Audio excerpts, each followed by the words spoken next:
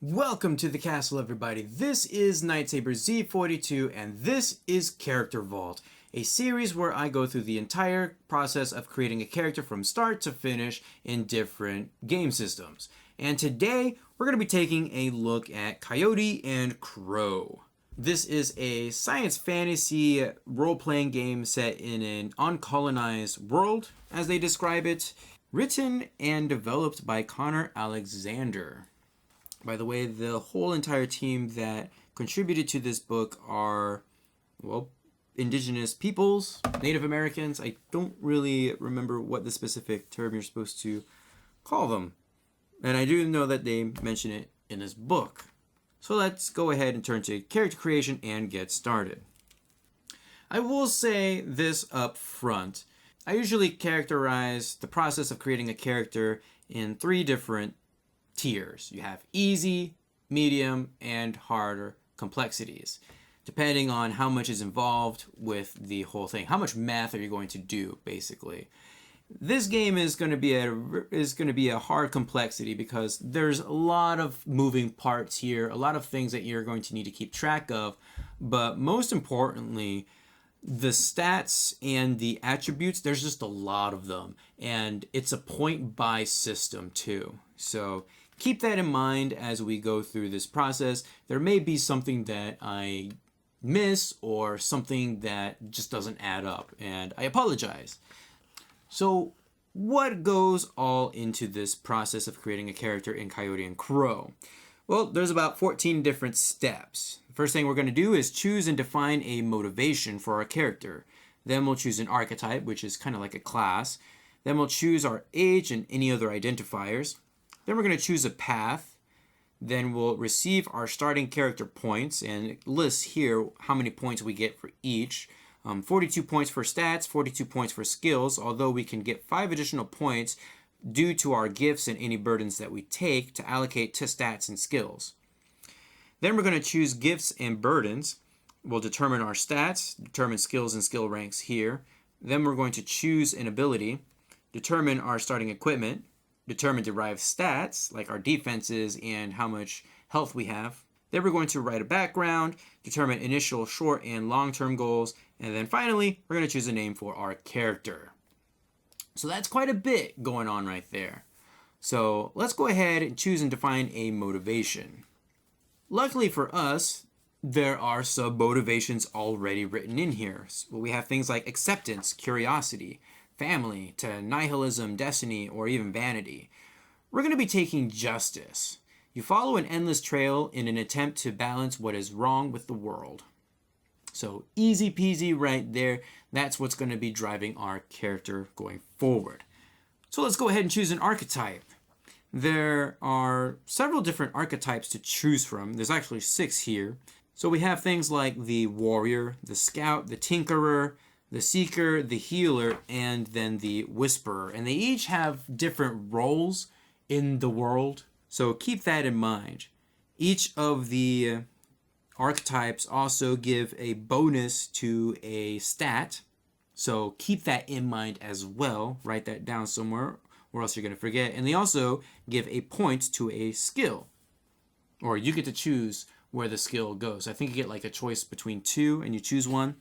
So very interesting. We're going to choose the seeker. So perception is the focus for seekers, and they receive a +1 to perception during character creation.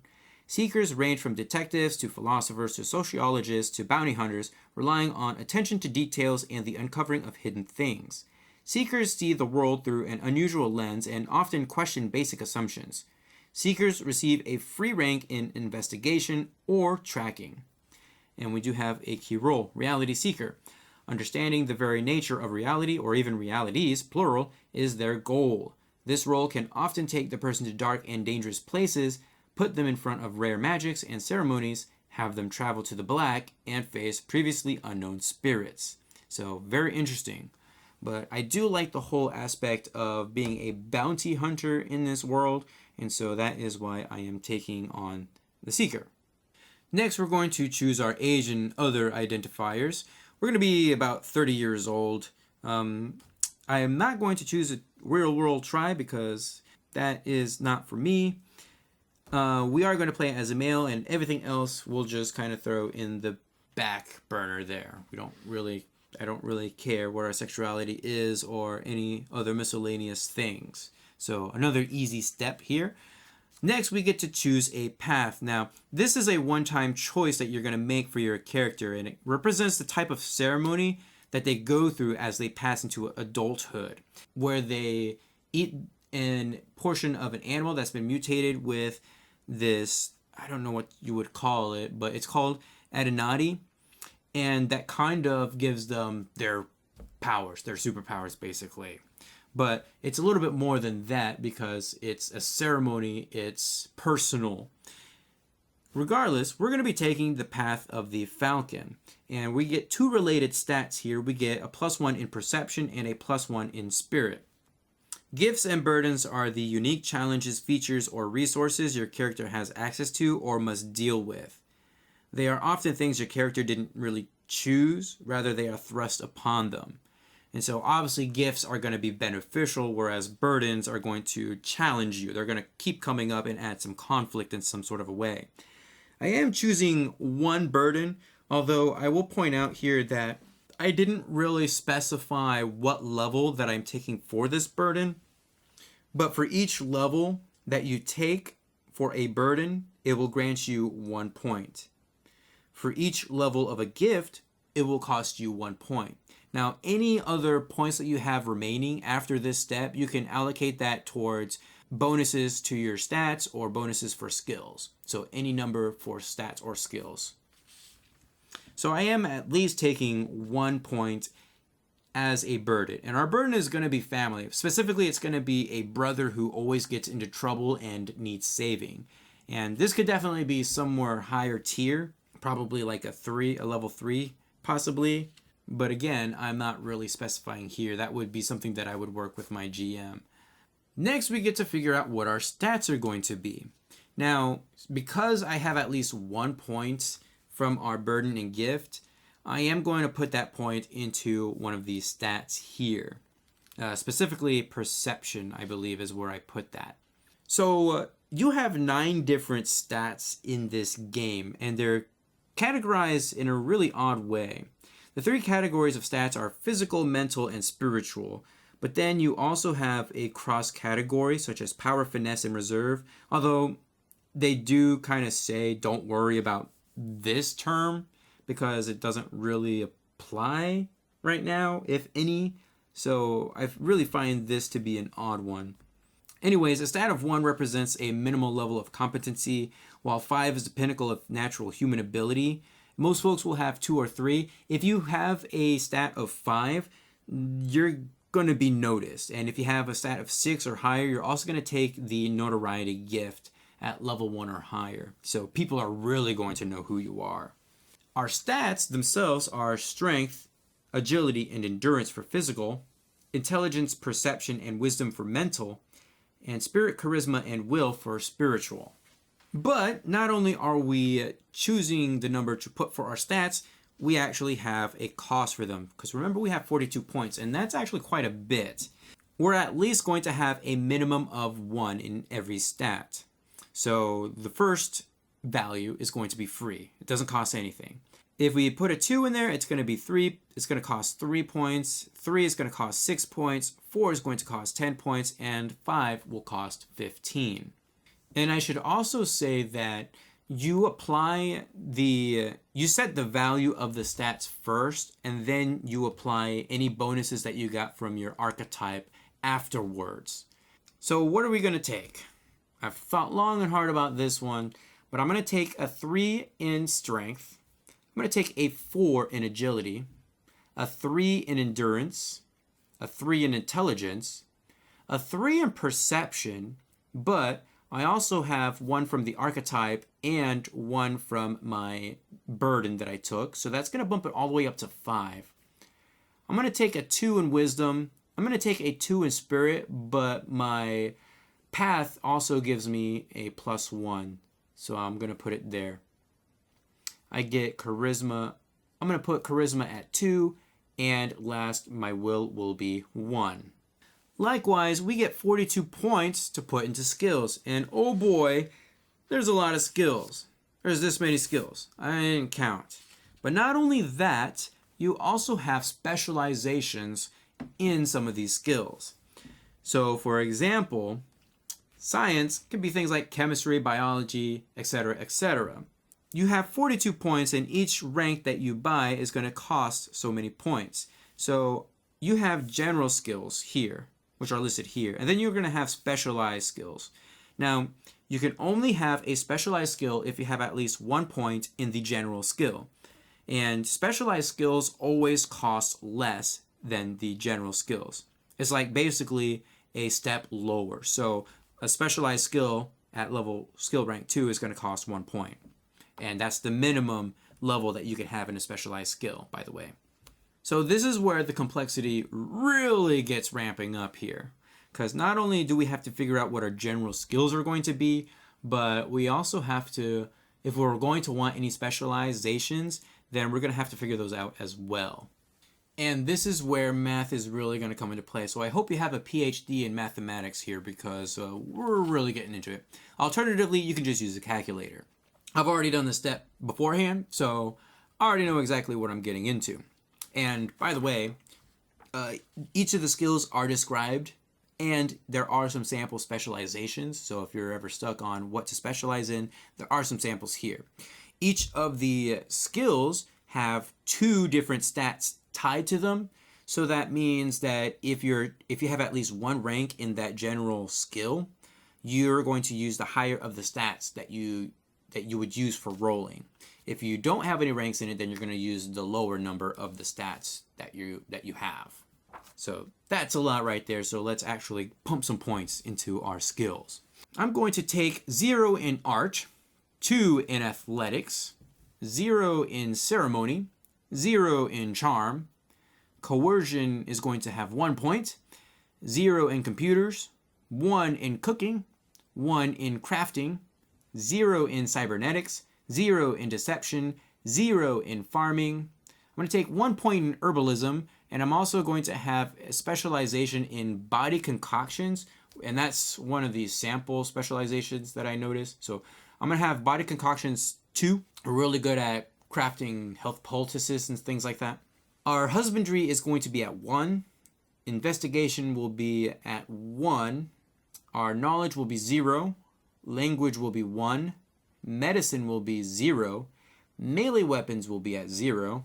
Music will be at 0. Performance will be 0. Piloting will be 0. We're going to take a 3 in ranged weapons. And I'm also going to take a specialization for mag bows, and that's also going to be at 3. A science of 0. Skullduggery of 0. A stealth of 3. A survival of 3. A tracking of 3, and we'll take specialization urban tracking also at level 3. And last but not least, unarmed combat at 3. And if I did my math right, or rather if my calculator did the math right, that should equal about 42 points. I believe there's an extra point in there from my archetype. I think that was an investigation. So I went ahead and put the +1 in that instead of actually spending a point into it. So my brain is hurting, so let's do something a little bit easier. We're going to choose an ability. This is basically going to be your one and only superpower for your character. You can get more abilities, but it's extremely difficult to do. So keep that in mind. You're not creating like a superpowered human who's going to have access to like laser beam eyes, cold breath, who can fly, and things like that. You're not Superman. You're a person who's got one unique thing that's about them. And there's a lot of different abilities, and they are sorted by the related stat, which is really nice. Obviously, perception is our best stat, so I went ahead and looked at the 3 different abilities for perception. So we have Hawk's Eye, Raven's Call, and Quiet Mind. Hawk's Eye improves senses by spending soul points. Raven's Call allows us to telepathically communicate by spending soul, and then Quiet Mind increases mind through meditation. I bet you can already tell which one I'm taking. That's right, I'm taking Hawk's Eye. So this is a secondary action that will take 1 point of soul. It doesn't require a dice check. It just basically increases our perception 1 for 1 by spending 1 point, it increases our perception by 1 point. So being a pseudo bounty hunter, this kind of really makes sense. Like, we have some really cool perception abilities, so why not become a bounty hunter? Next, we get to determine what our starting equipment is, and this is, I don't even know. So the book says you can have as many different items as your wealth allows or as makes sense, so have at it. And there's a lot of items. Like, this is one of those games where you're gonna have like a personal computer, you can have like a well, they don't call them phones, but they're kind of the same deal. And there's just a lot of different little items that you can have. There's only one item that really matters for me, and that is the mag bow. We're gonna go ahead and take a mag bow as our one and only equipment for now. If I was playing this game, then yes, I would put a little bit more thought into it, to like all the little different items that my character could have. But given the fact that we're supposed to be like a bounty hunter type character, the only thing that really matters to me is actually having a weapon, and that's going to be the mag bow, which is actually pretty cool. It has these stats, which I can't remember off the top of my head what they do, but it has a critical of bleeding, cost rank 5. Next, we get to determine what our derived stats are. This is going to be things like our initiative score, our defense values, and what our body, mind, and soul will be. So let's start with initiative. Our initiative score is equal to our agility plus perception plus charisma. And for us, that's going to be 11. We have 3 different defense values, one for physical defense, one for mental defense, and then one for mystical defense. Our physical defense is going to be agility plus endurance, and that's going to be at 7. Our mental defense is going to be perception plus wisdom, and that will be 6. And then our mystical defense will be charisma plus will, which will be 3. Uh-oh. Then we get to figure out what our body, mind, and soul is. And these are kind of like the HP values for our character. We can spend soul for our abilities. Our mind is basically like our mental state, and our body is kind of like our HP. Our body is going to be equal to strength plus agility plus endurance, and that's going to be 10. Our mind is going to be intelligence plus perception plus wisdom, which will also be 10. And then our soul is going to be our spirit plus charisma plus will, which will be 6. I'm not really going to write a background for this character, mainly because I don't foresee myself playing this character, and also because I didn't really give it too much thought into it, other than the fact that I have a brother and that I wanted to be a bounty hunter. But we do get to determine our initial goals. There's 2 different types. We have short-term goals and long-term goals. And we start off with 2 short-term goals and 1 long-term goal. So we're always going to have 3 goals on our person. A short-term goal is basically like a stat, or not really a stat, a skill upgrade. We can use it as a skill upgrade, or to find an item equal to our wealth cost or something like that. A long-term goal is something that's going to take a long time, obviously. And these can be things like decreasing the level of our burden, finding an item that's at least 2 wealth higher than our wealth afforded to us, and things like that. So it's going to be a few sessions before we actually accomplish our long-term goal. For our first short-term goal, I'm going to put gain cooking 2. So we have cooking 1, but I would like for our character to work towards getting cooking 2. And this could be just something as simple as practicing, finding new recipes, or finding a mentor to do that with. Our second short-term goal is going to be to find someone to teach him how to play a musical instrument, because he always sees people playing instruments and you just wouldn't think that he's that type of guy to enjoy music, but he actually longs to play and learn an instrument. For our long-term goal, we're going to want to decrease the level of a current burden, which we only have 1, and that's our brother, who always gets into trouble. So that is what our long-term goal is going to be. And I've kind of left it ambiguous because I want my GM to have, a little bit of some freedom to do what he wants with that brother. He could be part of a gang or a mob or something like that, where he's always constantly getting into trouble and needs our help. The last step is to choose a name for our character. And there are some sample names here. But I've actually gone to the website here, listed here, and used the name generator to come up with Hanka. Hanka is the name of our character. And so now our character is done and we are ready to play. So let's go ahead and take a look at the final character sheet. Now there are 2 pages to the character sheet, one with all the stats and then one with things like your inventory, any character notes, and then a picture for your character. So we're just gonna leave that over there to the side and focus on the one that really matters. So all of our stats. So here we go. Our character's name is Hanka. He is 30 years old. He is a seeker archetype on the path of the falcon, and his motivation is justice. Skip the background for now. But he does have a burden, who is his brother, who is always getting into trouble and needs rescuing. His short-term goals are to gain cooking 2 and to find someone to teach him an instrument. His long-term goal is to decrease the level of his burden, so getting his brother out of whatever trouble he's always in, whether or not it's mafia or gang-related. Our stats are as follows. We have a 3 in strength, 4 in agility, and 3 in endurance. We have a 3 in intelligence, 5 in perception, and 2 in wisdom. We have a 3 in spirit, a 2 in charisma, and a 1 in willpower. Our derived stats are physical defense of 7, mind defense of 6, and then mystical defense of 3. Our body is at 10 maximum, our mind is at 10 maximum, and our soul is at 6 maximum. Our initiative score is at 11, and we do have an ability, which is Hawk's Eye, which I've only noted the page number there because it's a big line explanation, but it's basically a 1-for-1. You pay 1 soul to gain a +1 in perception, and you could do that as many times as you have soul. We have a long list of skills here, and the numbers may or may not be correct because I forgot that rank 0 uses the lower of the stat numbers. So some of the stats I didn't bother to write down because I don't think that I would be able to use them at rank 0, so I just didn't bother.